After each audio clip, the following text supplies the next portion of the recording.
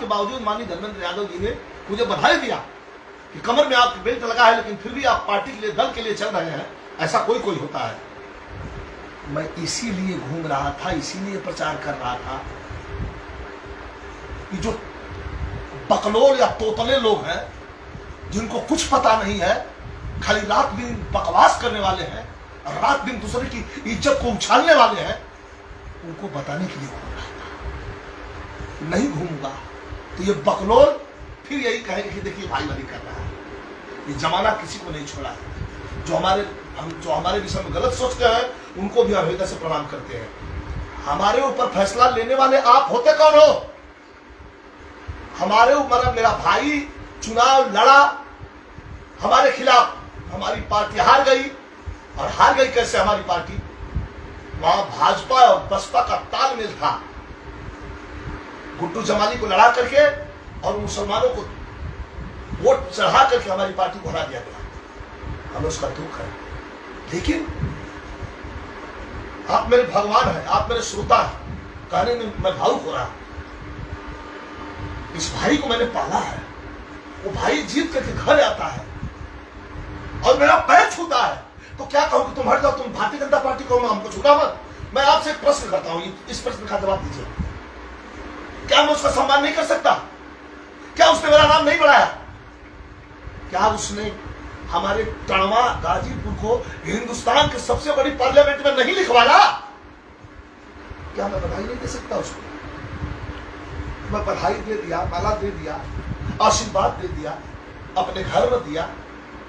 आप कहीं स्वागत समारोह रखा है, बीजेपी वाले लोग, वहां विजय लाल यादव जाता है तो आप हाथ उठा सकते हैं। और विजय लाल यादव बनावटी समाजवादी नहीं है।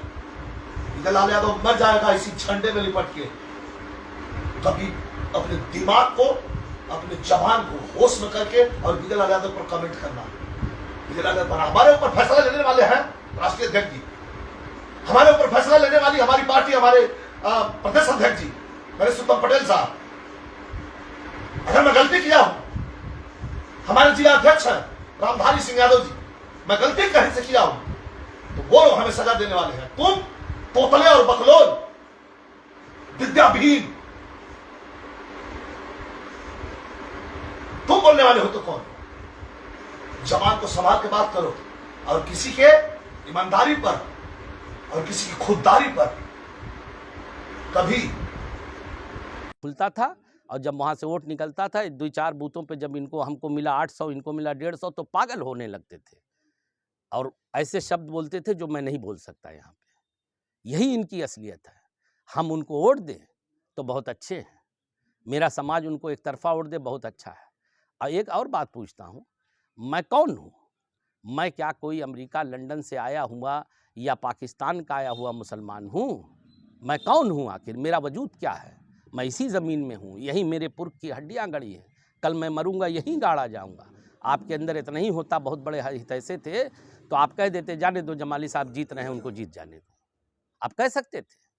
बहन जी ने रामपुर छोड़ दिया तो आपने कहा वहाँ भी भाजपा का समर्थन हो गया।